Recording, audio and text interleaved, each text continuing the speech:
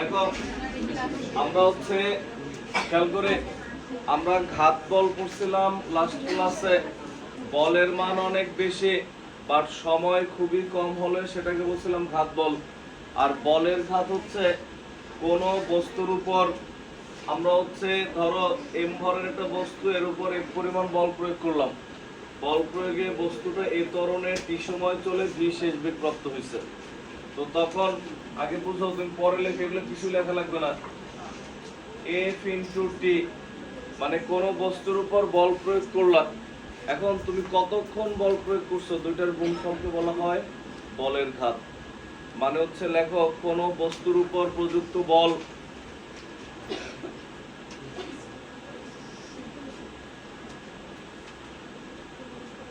কোন বস্তুর উপর প্রযুক্ত বল এবং কোন বস্তুর উপর প্রযুক্ত বল এবং বলের ক্রিয়াকালের গুণফলকে কোন বস্তুর উপর প্রযুক্ত বল এবং বলের ক্রিয়াকালের গুণফলকে কোন বস্তুর উপর প্রযুক্ত বল এবং বলের ক্রিয়াকালের গুণফলকে বলের ঘাত বলে। ঘাত বলের সাথে আমরা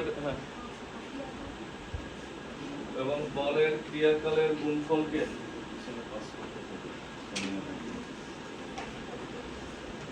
লিখছি আমরা ক্রিয়াকালের গুণফলকে বলের ঘাত বলে। আগেরটা ছিল হচ্ছে বল বেশি সময় কম, সেটা হচ্ছে ঘাত বল। আর বলের ঘাত হচ্ছে বল এবং সময়ের কি গুণফল। ক্রিয়াকাল মানে কি সময়। দেখো J = F * T, এরপরে দেখো J = F * T যদি আমরা লিখি, এটা নিচে লেখো অতএব এটা লেখা লাগবে না, এটা লেখো J = F * T। J হচ্ছে কি বলের ঘাত, অতএব J = F * T লেখো J = F * T। এরপরে এটার নিচে লেখো বলের ঘাতের একক নিউটন সেকেন্ড NS। নিউটন, কারণ বলের একক নিউটন, সময়ের একক কি সেকেন্ড। এটার আরো একটা একক আছে, অথবা দিয়ে লেখো কেজি মিটার পার সেকেন্ড। বলের ঘাতের একক নিউটন সেকেন্ড অথবা কেজি মিটার পার সেকেন্ড। দেখছি আমরা 12 নম্বর পয়েন্ট দিয়ে লেখো, 12 নম্বর না, 12 নম্বর দিয়ে লেখো। 12 নম্বরের পাশে 3 স্টার দিবা। 12 নম্বর দিয়ে লেখো, 12 নম্বর দিয়ে লেখো বলের ঘাতের সাথে ভরবেগের সম্পর্ক। বলের ঘাতের সাথে ভরবেগের সম্পর্ক। সাইমা মাইশা কই? স্ক্যাপশন আছে অনেক। আমাদের এই খুশি কি যে কেদারি কালগুলো পুনঃ ছিল কতদিন যাই না।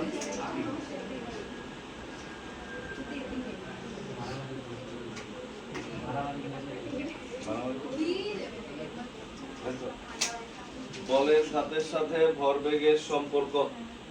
তো বলের ঘাতের সাথে ভরবেগের সম্পর্ক কি দেখো, এই হচ্ছে এম ভরের একটা বস্তু, এফ পরিমাণ বল প্রয়োগ করা হয়, বস্তুটা ইউ আদি বেগ নিয়ে এ সমতরণে টি সময় চলে ভি শেষ বেগ প্রাপ্ত হয়। তো তাহলে এক্ষেত্রে বলের ঘাত সমান কি J = কি F * T। আমাদের দেখাইতে হবে ভরবেগের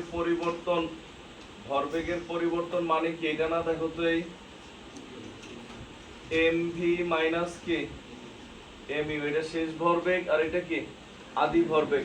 আমাদের এটাই প্রমাণ করে দেখাইতে হবে যে বলের ঘাত ভরবেগের পরিবর্তনের সমান। যে আমাদের শেষ লাইন হবে এরকম, বলের ঘাত ভরবেগের পরিবর্তনের সমান। এটা প্রায় 2 মার্কসে দেয় যে বলের ঘাত ভরবেগের পরিবর্তনের সমান ব্যাখ্যা করো।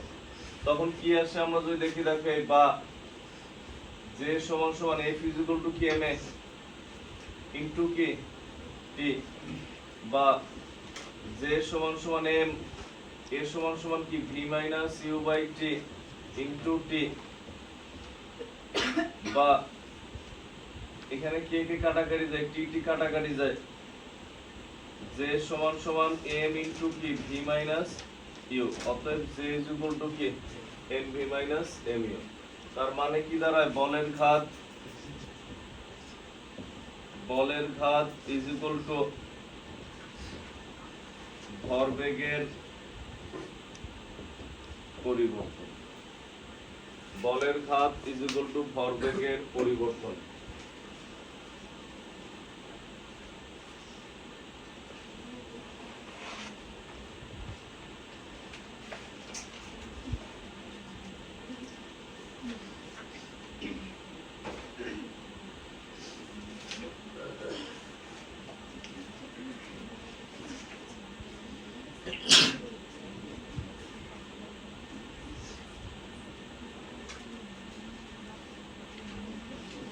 এখন পর্যন্ত কোনো অঙ্ক মনে হয় করি নাই, করছে?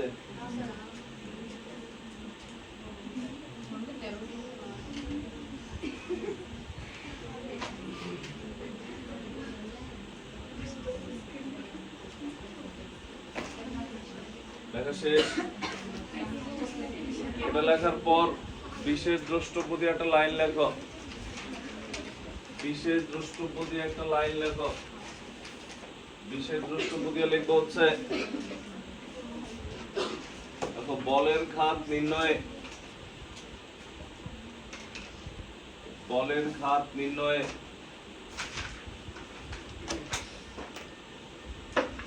বলের ঘাত নির্ণয়ে আদিবেগ,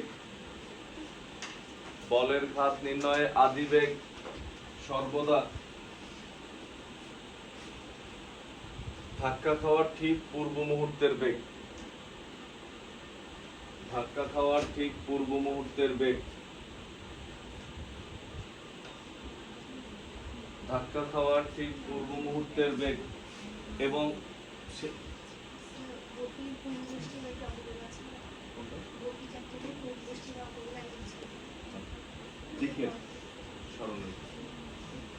ধাক্কা খাওয়ার ঠিক পূর্ব মুহূর্তের বেগ আজকে বুঝে দিব।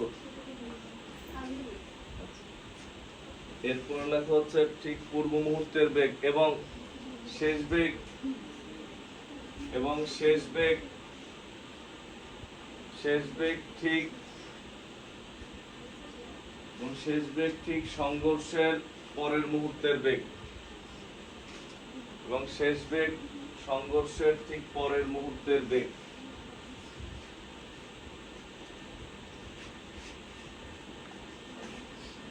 অঙ্ক লেখো, ম্যাথ নাম্বার 1। সংঘর্ষের পরের মুহূর্তের বেগ বলতে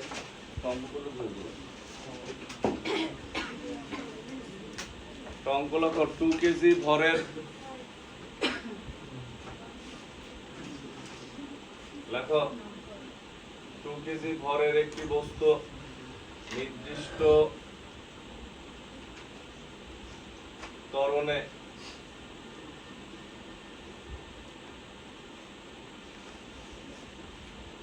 নির্দিষ্ট ত্বরণে 2 মিটার পার সেকেন্ড বেগে রওনা হয়ে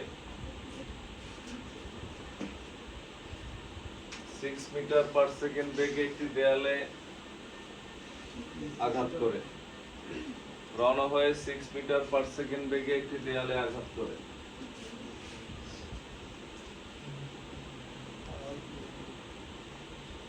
করে। এবং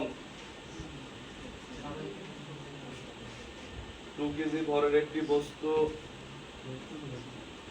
2 মিটার পার সেকেন্ড বেগে রওনা হয়ে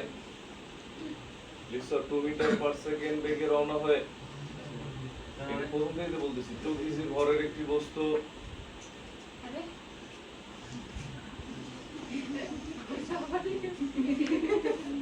প্রথম থেকেই বলতেছি, কিন্তু 2 কেজি ভরের একটি বস্তু 2 মিটার পার সেকেন্ড বেগে রওনা হয়ে, নির্দিষ্ট ত্বরণে 2 মিটার পার সেকেন্ড বেগে রওনা হয়ে 6 মিটার পার সেকেন্ড বেগে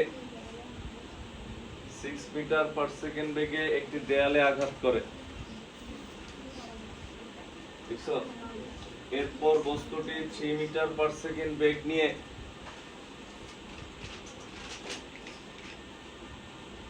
বিপরীত দিকে ফিরে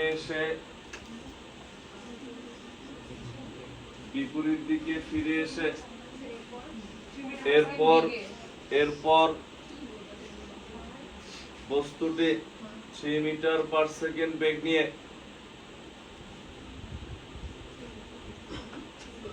বিপরীত দিকে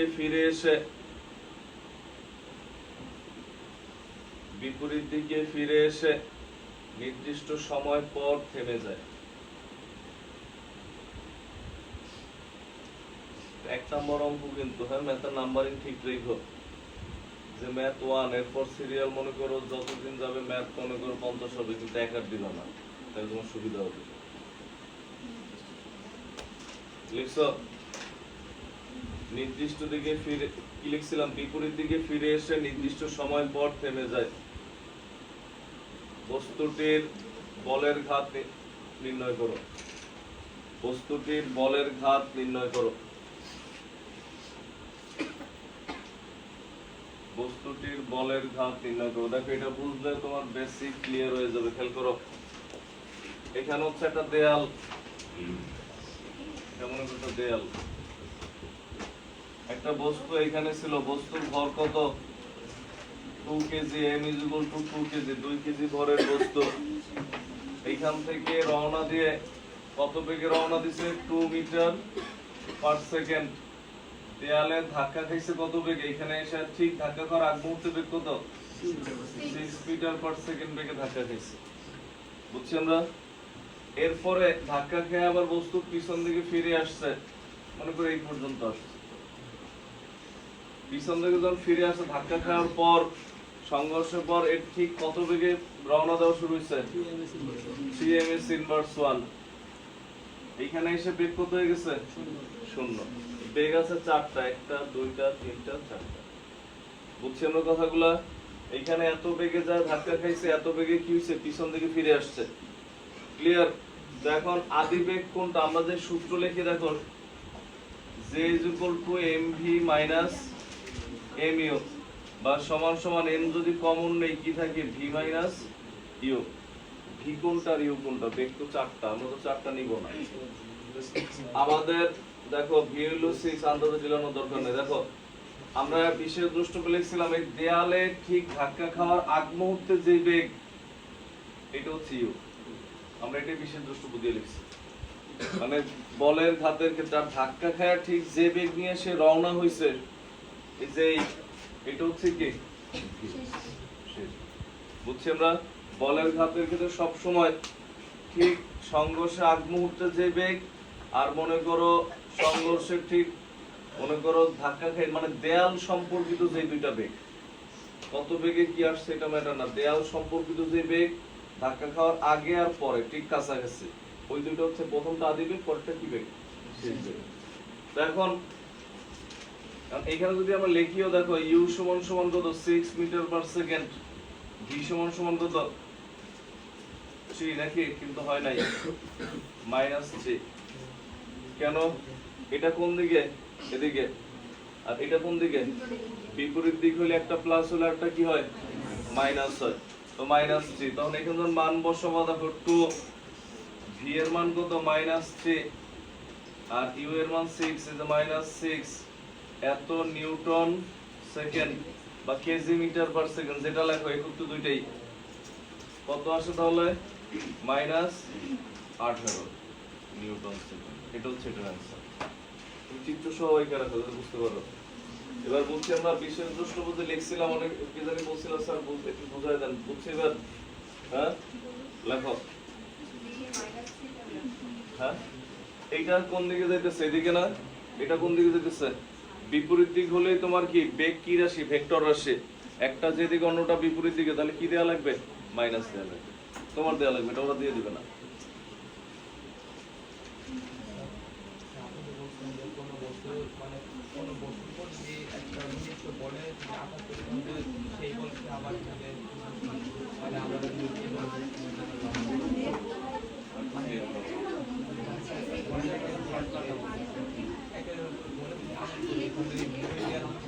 এদিকে বল প্রয়োগ করতে ঠিক আছে, ওই বস্তু বলের জন্য সামনে যাবে, যখন দুটা গাড়ি যখন ধাক্কা খেয়ে এর উপর বল প্রয়োগ করছে, বলের পরে এগিয়ে পিছনে চলে গেছে না, এখানে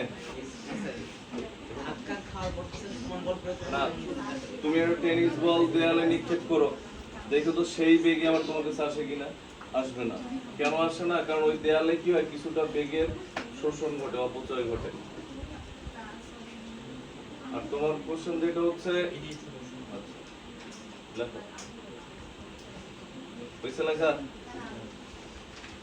তাড়াতাড়ি লেখো। তোমাদের অ্যাবসেন্ট কে? মোহন আর নিহা, দুজন ভাই বাড়িতে। নিহা বাড়িতে গেছে বলে দিচ্ছে। লেখো এই পাশে অ্যাবসেন্ট কে? শান্ত,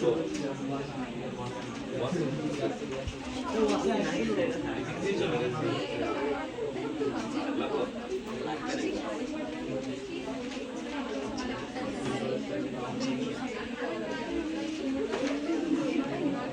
ডিসেম্বর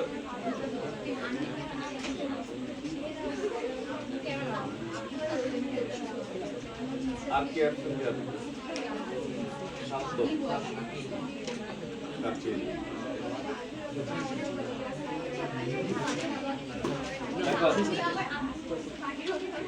এটা লেখার পর এরপর এটার নিচে আমরা লিখি নেক্সট, এই চ্যাপ্টারের সবচেয়ে ইম্পর্টেন্ট টপিক সেটা, হেডলাইন দাও, ভরবেগের সংরক্ষণ, এটার পাশে আগুন চিহ্ন, ভরবেগের সংরক্ষণ সূত্র।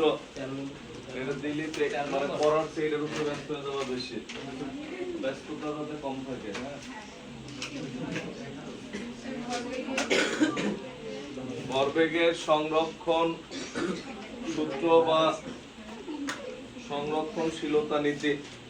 তো এখন এটার ক্ষেত্রে কি ঘটে আমরা যদি দেখি, হ্যাঁ 13 নাম্বার ভরবেগের সংরক্ষণ সূত্র বা সংরক্ষণশীলতা নীতির আরো নাম আছে নিত্যতা সূত্র।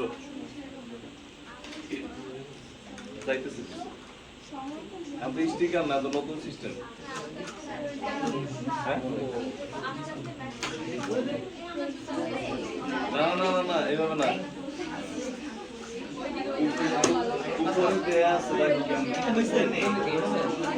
সাইডে দিও, সাইডে দিও, মার্জিনের ওই পাশে দাও। দেখো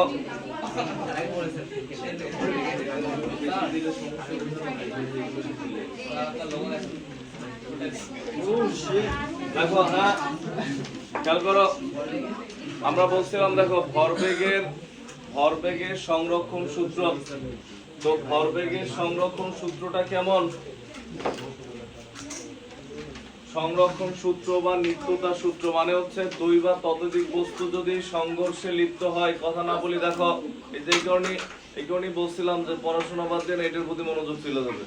দেখো ভরবেগের সংরক্ষণ সূত্র বলতে আমরা কি বুঝি, দুই বা ততোধিক বস্তু যদি পরস্পরের সাথে সংঘর্ষে লিপ্ত হয়, তখন এদের ভরবেগের কোনো কি ঘটে না, পরিবর্তন ঘটে না। দেখো মনোযোগ দিও, এরপর যদি বলো মানে তোমাদের সমস্যা হচ্ছে অনেক মনোযোগ দিবাই না, যখন শেষ করবো টপিক তখন জিজ্ঞেস করলে আমার বলতে সমস্যা নাই, বাট সমস্যা হচ্ছে সময় নষ্ট হয়। কেন? কারণ কোনো মনোযোগই দাও না ফার্স্টে। দেখো দেখো আমরা ধরে এই হচ্ছে দুইটা বস্তু, আগে বুঝো এই বস্তু, এটা হচ্ছে এই বস্তু, এটা বি বস্তু, দুইটা বস্তু একই দিকে গতিশীল। তো গতিশীল হলে এটার ভর ধরি আমরা m1, এটার ভর ধরলাম m2, এই বস্তু বি বস্তু, এটার ভর m1, এটার ভর m2, এটার আদিবেগ u1, এটার আদিবেগ আমরা ধরলাম u2, বুঝছি আমরা, এটার ভর m1 u1, এটা হচ্ছে কি m2 u2। এখন তাহলে এটার ভরবেগ কত বলো তো? মানে এটা হচ্ছে প্রথমে প্রাথমিক অবস্থায় শুরুতে। তো আমরা যদি লিখি এটা হচ্ছে তোমার কখন সংঘর্ষের, বুঝছো, কারণ এগুলো লেখারই দরকার নাই, কারণ আমরা এখন পর্যন্ত নীতি লিখিনি, সংরক্ষণশীলতা নীতি। তুমি আগে এটা কি লিখবে? তাহলে সংঘর্ষের পূর্বে ভরবেগের মোট সমষ্টি কত? এইটার এটার মোট সমষ্টি কত? এটার ভরবেগ হচ্ছে কি m1 u1 আর এটার ভরবেগ কত? m2 u2। ভরবেগ মানে কি ভর এবং বেগের গুণফল। আর যদি বলে টোটালটা কত, সমষ্টি কত, তাহলে কি হবে? যোগ। বুঝছি আমরা? এটা হচ্ছে কি ভরবেগের সমষ্টি, সংঘর্ষের পূর্বে ভরবেগের সমষ্টি। বুঝছি আমরা? এটারে হচ্ছে ভরবেগ তো আমরা পি দিয়ে লিখি, আর আই কেন? আই তো হচ্ছে ইনিশিয়াল মানে শুরুতে, মানে সংঘর্ষের পূর্বে ভরবেগের সমষ্টি হচ্ছে এটা। এরপরে আমরা ধরে এইখানে এসে হচ্ছে সংঘর্ষ হইছে, এর উপর F1 পরিমাণ বল প্রয়োগ করছে, এর উপর কি করছে? F2 পরিমাণ বল প্রয়োগ করছে AB। সময় কি t, দুইজনেরই সময় কিন্তু t, এমন না যে সময় t1 t2। কেন? কারণ হচ্ছে তুমি মনে করো দুই হাতে তালি দিলা, এই হাত বললো আমি 5 মিনিট তালি দিছি আর এই হাত বললো আমি 3 মিনিট তালি দিছি, তাহলে বুঝছে? কারণ তালি দিতে হলে যে দুই হাতই দরকার হয়, তার মানে কি দুইজনের সময় কি লাগবে? সেম লাগবে না? তো সংঘর্ষ যদি মনে করো 10 মিনিট ধরে দুইটা বস্তু একটা একটা ধাক্কা দিতেছে, এ যদি বলেন আমি 5 মিনিট ছিলাম, এ বললো না আমি 10 মিনিট ছিলাম, তাহলে বুঝছে? হ্যাঁ, ধাক্কা খাওয়ার সময় না, ধাক্কা খাওয়ার সময় কতক্ষণ ধরে ধাক্কা খাইছে এটা। এটা হচ্ছে এই চিত্রটা হচ্ছে আমাদের কিসের? এটা হচ্ছে সংঘর্ষকালীন, মানে যখন ঘটতেছে। আর এরপরে হচ্ছে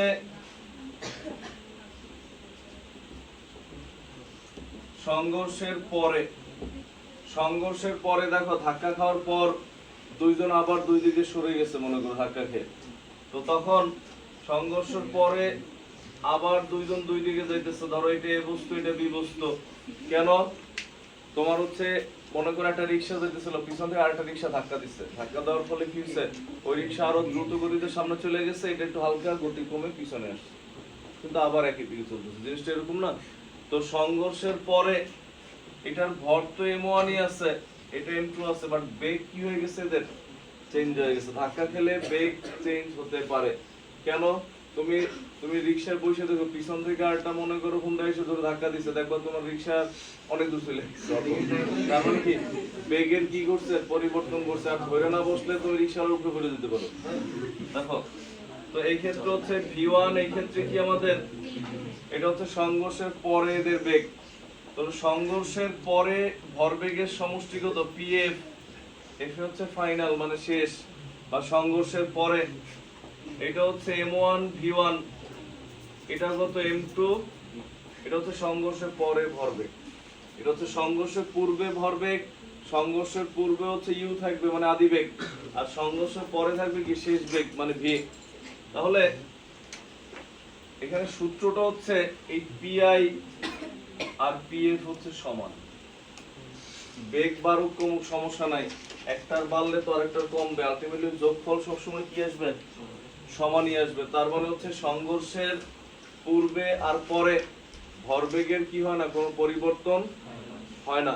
যদি এখানে F1 আর F2 দুইটার বল, মোট বল যদি কি হয়? শূন্য হয়। কেন মোট বল শূন্য?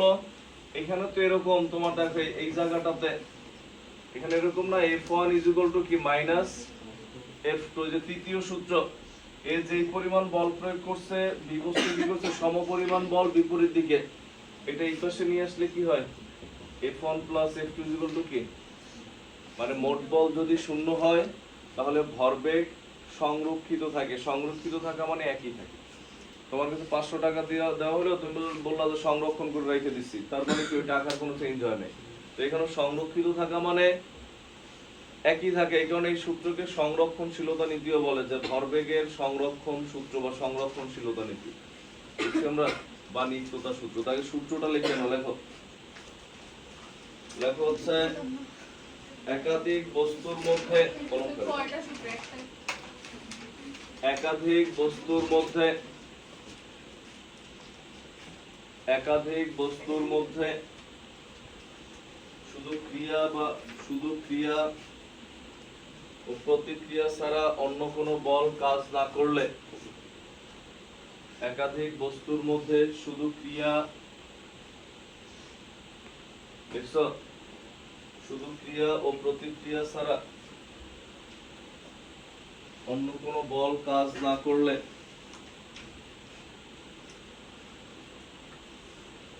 কোনো নির্দিষ্ট দিকে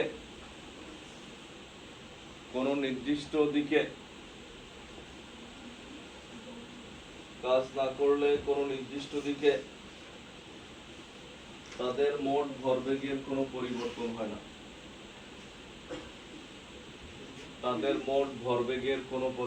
হয় না। এই সূত্র অনেক ভাবে লেখা যায়। হ্যাঁ, কোন নির্দিষ্ট দিকে তাদের মোট ভরবেগের কোনো পরিবর্তন হয় না। এক্ষেত্রে কি একটা প্লাস একটা মাইনাস?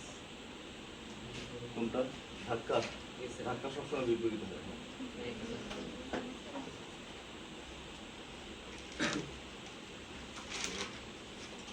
যদি একটা কোনো চলমান বস্তু পিছন থেকে অন্য একটা বস্তু থাকে তাও তো কিসের কারণে কমে যায় না? দুইটা প্লাস বাট ধাক্কাটা যে খায় সামনেরটা তোমার এই যখন যায় ওইটার উপর বল প্রয়োগ করে, ওইটা কি করে এটার উপর এদিকে বল প্রয়োগ করে। বল প্রয়োগ সবসময় কি করে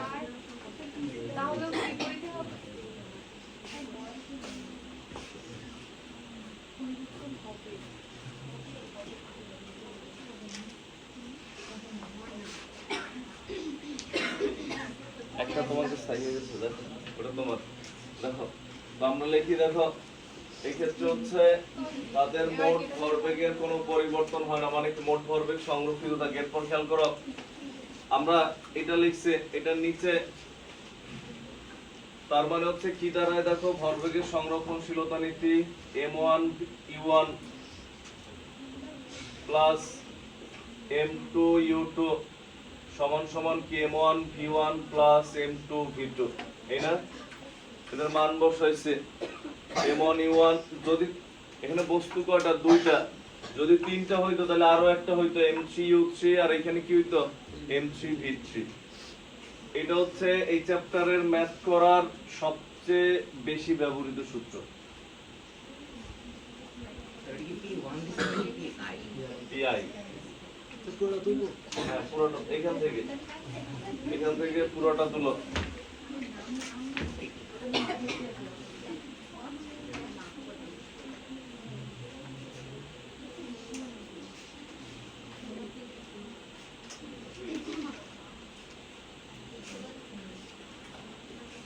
পিছন পর্যন্ত এটা পাইছিলা? ওই পাশেরটা পিছন পর্যন্ত যায় নাই? আরেকটা কই?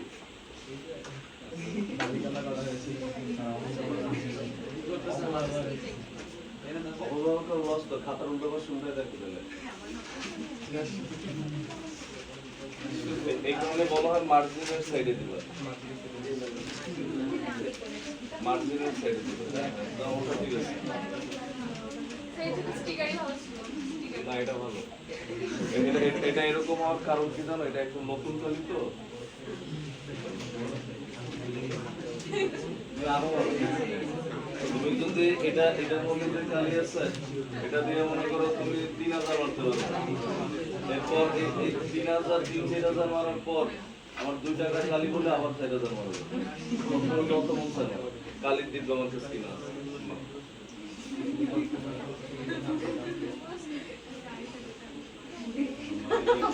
মানি বা গেট কিনা তো বাইরে গেছে।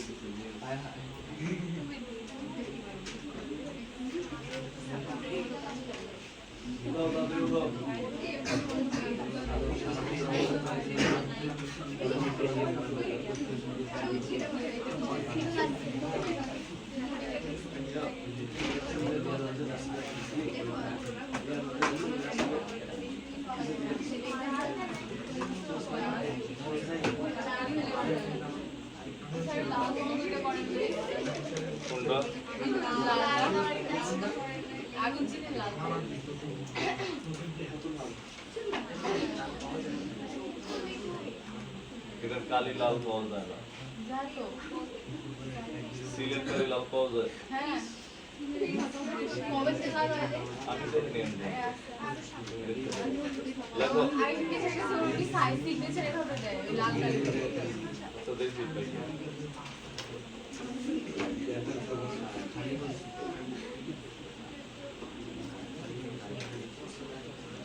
লেখো তাদের লেখো।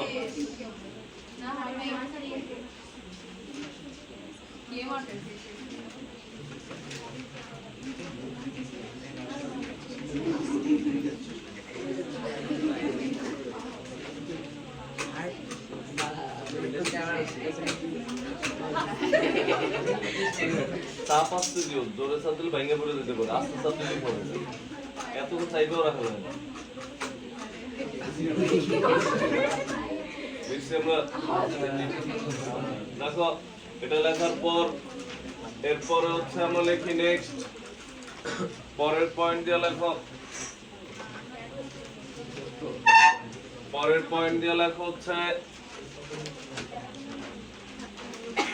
পরের পয়েন্ট দিয়ে লেখা নিউটনের তৃতীয় সূত্র হতে, আমরা ম্যাথ সিকিউর একদম খুব কাছাকাছি। দেখো নিউটনের তৃতীয় সূত্র হতে, নিউটনের তৃতীয় সূত্র হতে লিখছো? Yes, sir. নিউটনের তৃতীয় সূত্র হতে ভরবেগের, নিউটনের তৃতীয় সূত্র হতে ভরবেগের সংরক্ষণশীলতা নীতি। নিউটনের তৃতীয় সূত্র হতে ভরবেগের সংরক্ষণশীলতা নীতি, মানে ভরবেগের এই সংরক্ষণশীলতা নীতি কিভাবে আসে। দেখো অনেক সময় এরকম বলে যে নিউটনের তৃতীয় সূত্রই কি ভরবেগের সংরক্ষণ সূত্র, মানে নিউটনের ভরবেগের সংরক্ষণ সূত্র হচ্ছে নিউটনের তৃতীয় সূত্রের একটা আরেকটা রূপ। তো এটা কিভাবে কি আসে আমরা যদি দেখি, দেখো এটা কি নিউটনের সূত্র? ওইটার একটা বর্ধিত রূপ, ওই যে আমরা অনেক সময় ম্যাথে করি না এই সূত্রের এটা অনুসিদ্ধান্ত, মানে ওই টাইপের আর কি, ওইটা থেকে এটা আসে। দেখো নিউটনের তৃতীয় সূত্র হতে আমরা কি পাই খেয়াল করো, নিউটনের তৃতীয় সূত্র হতে আমরা এরকম জানি F1 কি মাইনাস F2, এটা জানি না নিউটনের তৃতীয় সূত্রে। এটা কোনটা, ওই যে দুইটা বস্তু যে ধাক্কা খাইলো, এর একটু আগে যে আমরা চিত্র আঁকছিলাম, এতে কি হয় দেখো, বা M1A1 কি মাইনাস M2A2, হাতের অবস্থা কি দেখো, M1 minus A1 by T1, এখানে হচ্ছে minus V2 minus U2 by T2। বুঝছি আমরা কি করছি? হ্যাঁ, F এর জায়গায় M এ লিখছি, আর A এর পরিবর্তে কি লিখছি, V minus U by T, ত্বরণের সূত্র লিখছি। এখানে T1 2 তো হবে না, কেন? T এর মান সমান বলছিলাম না, T এর মান হচ্ছে সমান। এরপরে কি হয় দেখো, বা এই যে এখানে এই T দুইটা নীল কালি দিয়ে লিখলাম, এই T কাটাকাটি যায়। বলছি কেন? সমীকরণের দুই পাশে দুইটাই নিচে নিচে থাকে, একই জিনিস কি হবে, কাটাকাটি যাবে। তো তখন এখানে থাকে কি M1 into V1 minus U1 minus M2 into কি V2 মাইনাস U2। এরপরে দেখো M1 V1 minus M1 U1 minus M2 V2 plus M2 U2, কাটাকাটি যায়। তুমি যদি এরকম লেখো y by x is equal to z by x, x কাটাকাটি যাবে না, ওই সিস্টেমে কাটাকাটি যাচ্ছে। দেখো এটা লেখার পর এরপরে হচ্ছে আমরা v গুলো এক পাশে আনি, যেমন এইটারে এই পাশে আনি আর এইটারে এই পাশে নিয়ে যাই, তাহলে কি আসে, m1 v1 প্লাস কি m2 v2 সমান সমান এইটা এই পাশে গেলে কি m1 u1 প্লাস কি m2 u2। অতএব এবার সম্পূর্ণ সাইড চেঞ্জ করে m1 u1 plus m2 u2 is equal to m1 v1 plus কি m2 v2। এটা হচ্ছে ভরবেগের সংরক্ষণ। এটা তার মানে কোন জায়গা থেকে আসছে, নিউটনের তৃতীয় সূত্র হতে। তার মানে ভরবেগের সংরক্ষণশীলতা নীতিকে বলা হয় নিউটনের তৃতীয় সূত্রের আরেকটা রূপ। বুঝছি আমরা? লেখো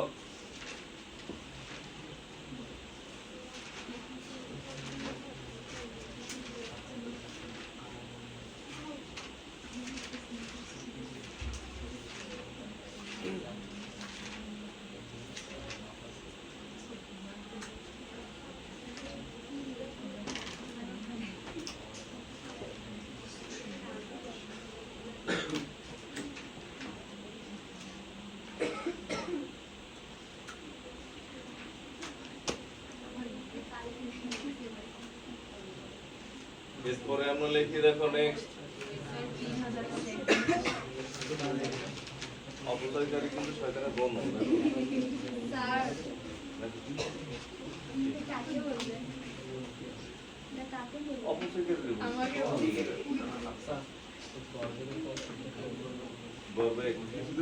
গড়বেগ হচ্ছে তুমি সবগুলার, তুমি গড় স্মরণের সময় দিয়া ভাগ, অথবা সবগুলা বেগরে সময় দিয়া ভাগ। গড়বেগ হচ্ছে তোমার স্মরণের সময় দিয়ে ভাগ করলে গড়বেগ। আমরা একটা সিকিউ করছিলাম না, ওই যে একজন লোক পশ্চিম দিকে কিছুক্ষণ গেছে, পূর্ব দিকে গেছে, এদিক গেছে, ওদিক গেছে, ওইটা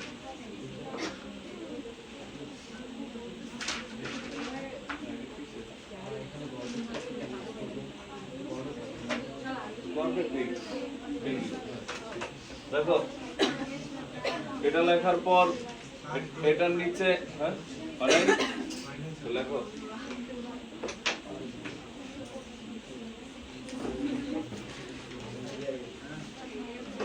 এটার নিচে যে কোনো একটা চিহ্ন দিয়ে লিখবা।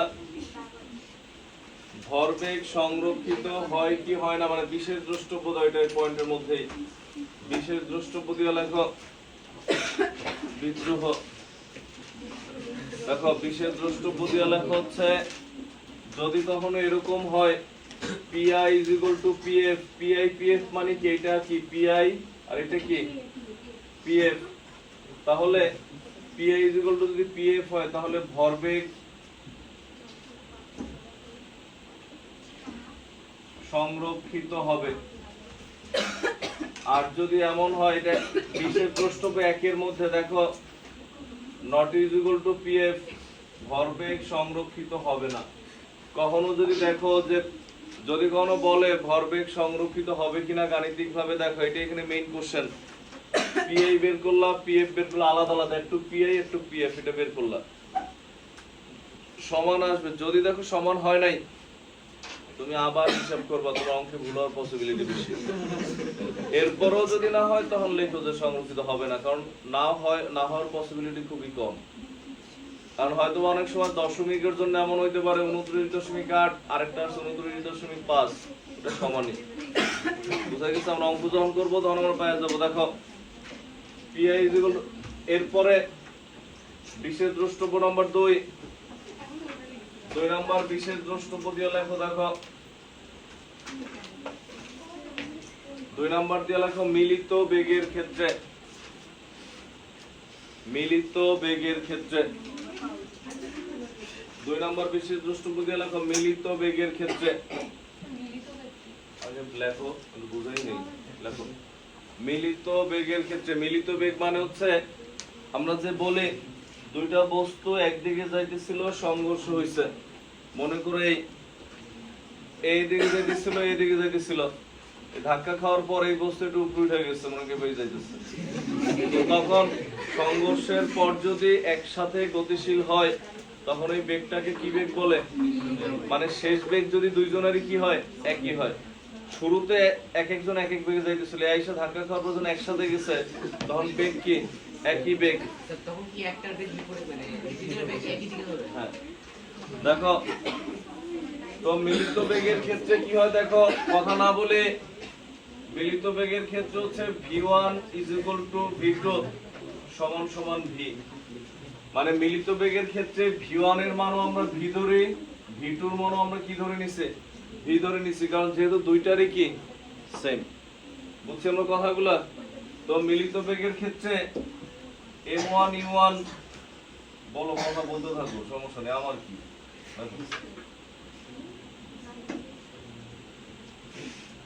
বা আমি পরে দেখতে গেলে গুনগুন তুই আস্তে আস্তে, মানে ভলিউম কমায় তাও বলা লাগবে। দেখো m1 v m2 v, আমরা হচ্ছে দেখো এরপরও ওর দিকে তাকিয়ে রয়েছি। স্যার মিলিত বেগের অ্যাকুরেট সংজ্ঞাটা কি লিখবো না, কোন সংজ্ঞা লাগবে না। দেখো তো এইখানে আমরা কি লিখছি, দেখো এই মিলিত বেগের ক্ষেত্রে আমরা কি লিখছি, দেখো এই v1 এর পরিবর্তেও v লিখছো, v2 এর পরিবর্তেও আমরা কি লিখছি, কারণ তখন দুইজনের বেগ সমান। মনে করো একটা বাস রিক্সা যাইতেছিল, এমন ধাক্কা দিচ্ছে যে মনে করো বাসের মনে করো বাম্পারে রিক্সা আটকায় গেছে, বেড়ে নিয়েই চলে গেছে কক্সবাজার। জিনিসটা হচ্ছে এরকম। হ্যাঁ, রিক্সাওয়ালা ভালো হয়েছে, রিক্সাওয়ালা তো ব্রেক ধরে বসে রয়েছে। দেখো তো এখন বা m1 u1 plus m2 u2, এখানে v কমন নিলে কি থাকে, m1 plus m2 into v। এটাও সূত্র। যদি কখনো বলে সংঘর্ষের পর মিলিত হয়ে একসাথে গতিশীল, তখন সূত্র এটা। সংঘর্ষের পর উদ্দীপকে যদি দেখো মিলিত হয়ে একসাথে চলতেছে, তখন সূত্র হবে এটা।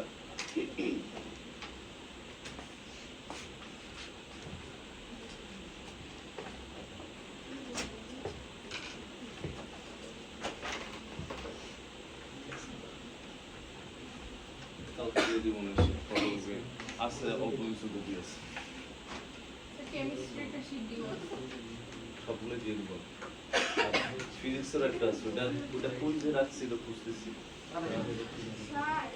ফিজিক্স বলে গতি অধ্যায়ে শিট পাও নাই, নিয়ে যাওয়ার সময় লেখো। এটা লেখার পর এরপরে হচ্ছে আরেকটা পয়েন্ট লেখো, বিশেষ দ্রষ্টব্যের। বিশেষ দ্রষ্টব্যের আরেকটা লেখো। দেখো গতি শক্তি সমান সমান হাফ, যদিও এটা হচ্ছে অধ্যায় 4-এ পাবো আমরা, তারপরে এখানে লাগবে হাফ ইনটু ভর ইনটু বেগ স্কয়ার, হচ্ছে গতি শক্তির সূত্র। হ্যাঁ, E(k) = half mv স্কয়ার, এটা হচ্ছে গতি শক্তির সূত্র। দেখো গতি শক্তি হচ্ছে আমরা E(k) দিয়ে লিখি কাইনেটিক এনার্জি, লিখলাম half m u square. u কেন, যখন আদি বেগ থাকবে, যখন বলবে আদি গতি শক্তি। আদি গতি শক্তি বললে আমরা কি লিখবো, u। এটা হচ্ছে কি আমরা টান দিয়ে লিখে রাখি আদি গতি শক্তি। আর আরটা লিখে E(k) = লিখলাম হাফ m v স্কয়ার। এটা কি হবে, শেষ গতি শক্তি বা চূড়ান্ত গতি শক্তি। বুঝছি আমরা, আদি যে কোনো আদির জন্য বেগ কি বসবে, u বসবে, আর শেষের জন্য কি বসবে, v বসবে। তাহলে এটা যদি লেখা হয় এই পয়েন্টের মধ্যেই লিখবা। দেখো সংঘর্ষের পূর্বে গতিশক্তির সমষ্টি কত, খেয়াল করো।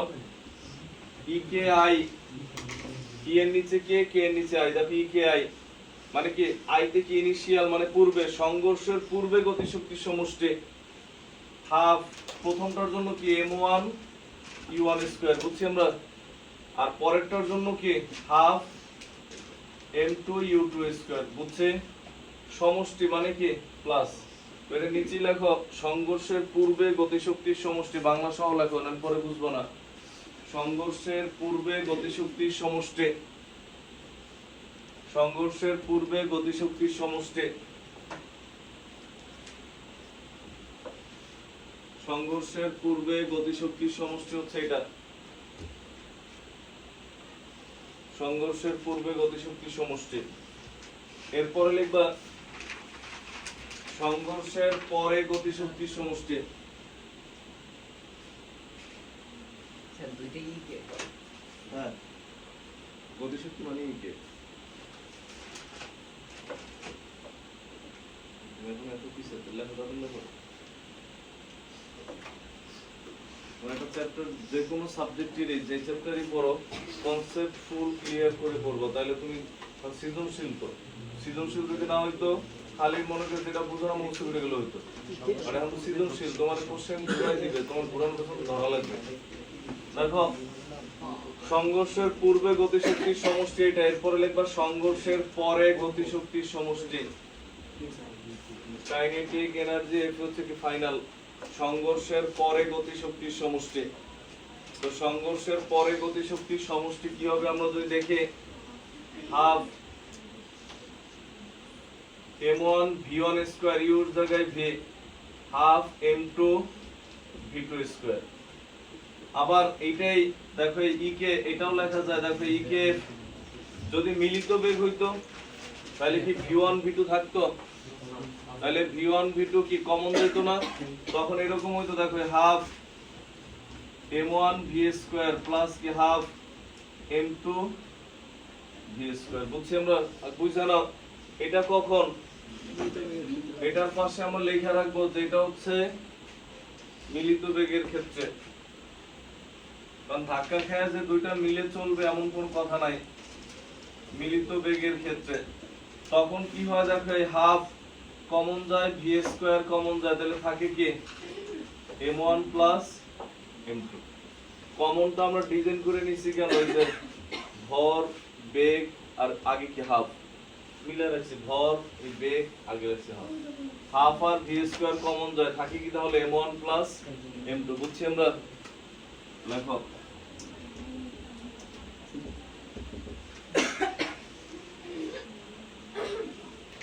আগামী ক্লাসে এটার মধ্যে আরো অনেক কিছু আছে। হ্যাঁ, আমরা আগামী ক্লাসে এখান থেকে শুরু করব।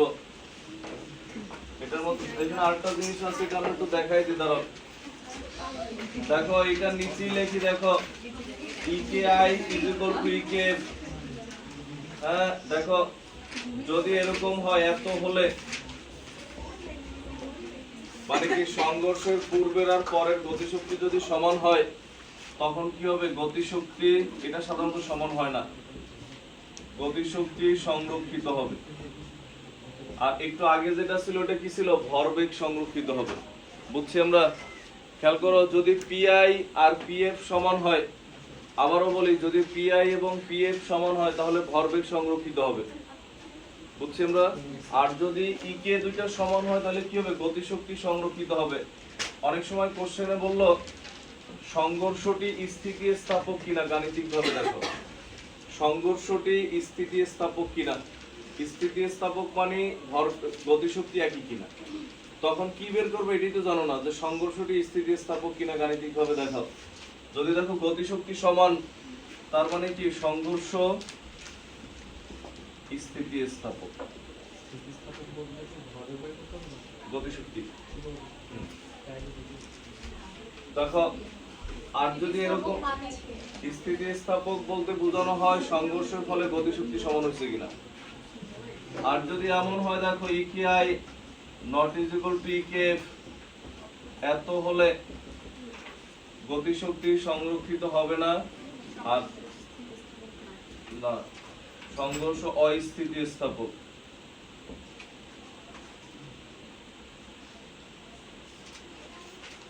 সবকিছুতে না বসাইতে হবে না,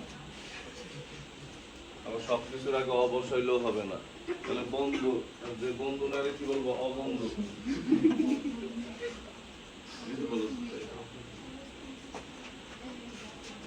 আমরা আগামী ক্লাসে এটা সিকিউ করতে পারবো ইনশাআল্লাহ। হ্যাঁ, আর কি জানি বলছিলাম, দিকের কিছুদিন দেখাইতে বলছিলাম। দেখো তোমার মানে আমাদের